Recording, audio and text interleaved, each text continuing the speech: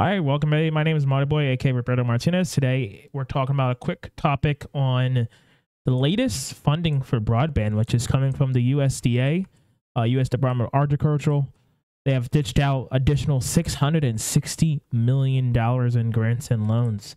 This is huge. This is huge for the underserved communities, the farmers, people who live in super rural areas where it's very hard to really get broadband there, and it's just extremely expensive. The U.S. Department of Agriculture has dished out $660 million, as I just said. I don't know why I said announced, but in grants and loans as part of its fourth funding round of its WeConnect program. The WeConnect program is designed to fund the most rural, remote, and underserved communities, some of which is the most difficult broadband build-outs in the nation.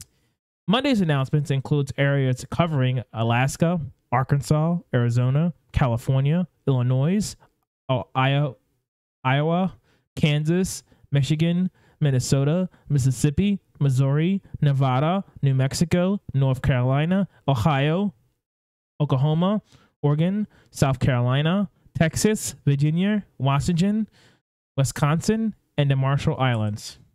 Of the $660 million being awarded by the USDA, $993 million will be used as grant money. So pretty much this is just free money these companies are getting just to build out their fiber network to these communities, and of which $174 million will be loaned out. So pretty much $174 million is loan money for the companies who just want to get a loan to help them fund their development, and the rest of the $667 million they have will be in grants.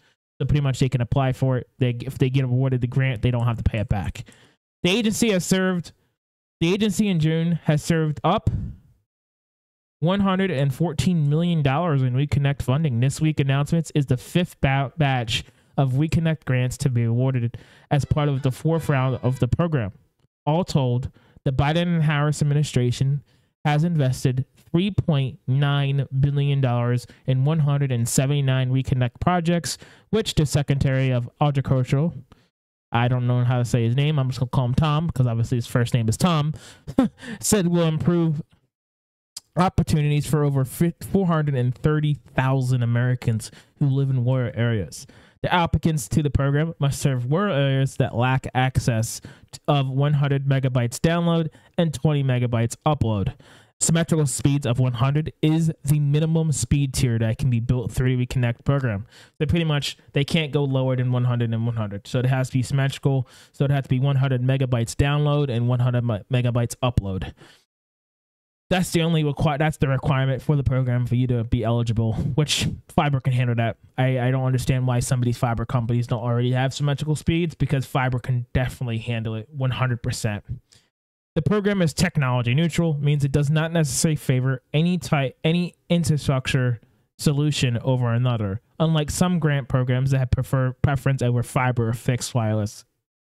So pretty much the WeConnect program, you can pretty much build with fiber. You can build out with coax, which honestly, coax can definitely handle 100 down and 100 up, especially if you use DOCSIS 4.0. And I think, if I'm not mistaken, even DOCSIS 3.1 can handle that. So theoretically, yes, cable could definitely handle that. It could definitely get the symmetrical speeds that the USDA is really looking at and really wants. You don't necessarily need to go to fiber, but fiber is more expensive than coax. So in a way, I mean, it depends really how far out you live. Realistically, I mean, coax is a great alternative to fiber. Yes, while it is old, coax still has its use, and in my opinion, is still a very good solution to internet. Honestly, I use Comcast, so it's over coaxial. Most of Comcast network is fiber. The only thing that's really coaxial is the last mile, so it's the mile to the home.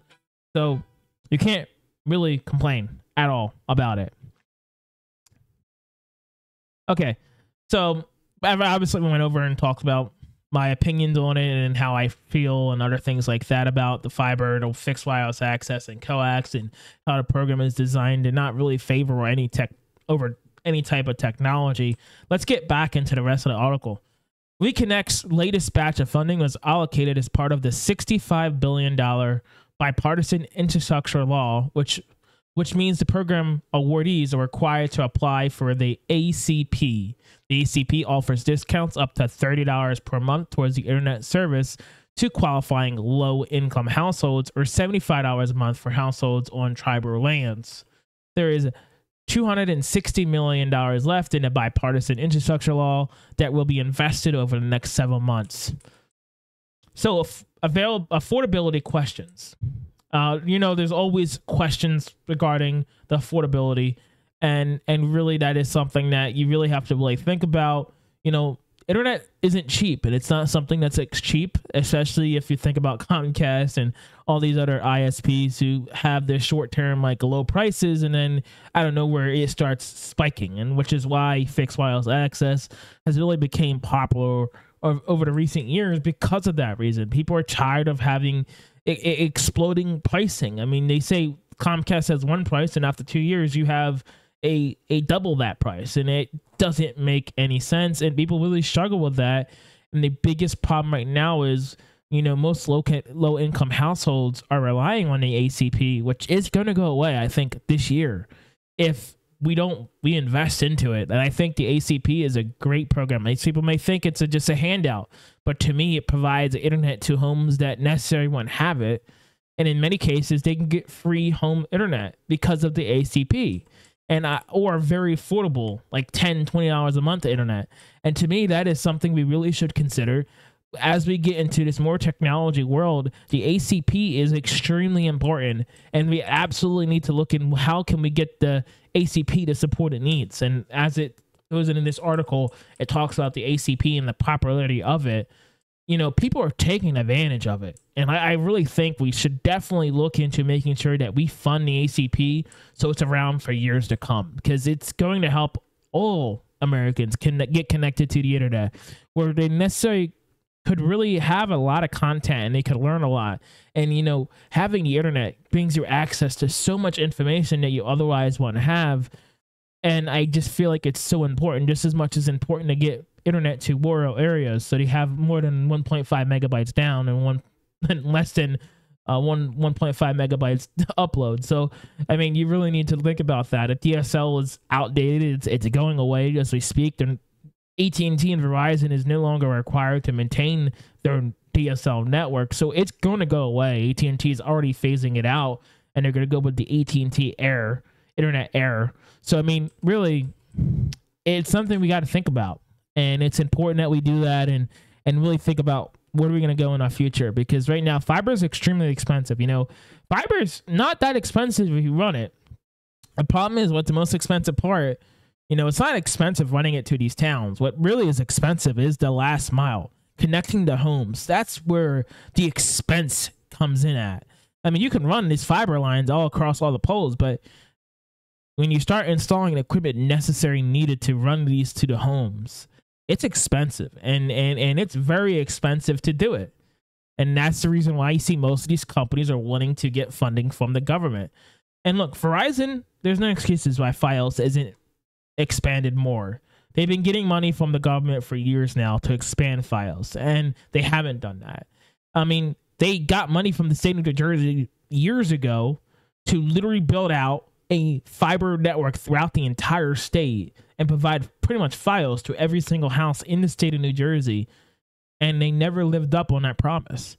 So you really got to think about, do we really trust these companies giving these fundings? As much as I support it, and I believe it's great, let's be careful on who we give the funding to. I don't really trust Verizon to really do anything proper with any type of funding that you give them. I feel like we should really be careful, because Verizon has proven to just take money and run with it and not do what they promise. So in general, this is a great thing. And, I would love to see us continue investing into our future, which is internet. Internet is our future. AI is a huge part of our future. And developing our children to really get used to this type of world where internet is everything, it's important. And that's why I stand on that topic. Thank you guys so much for watching today's video.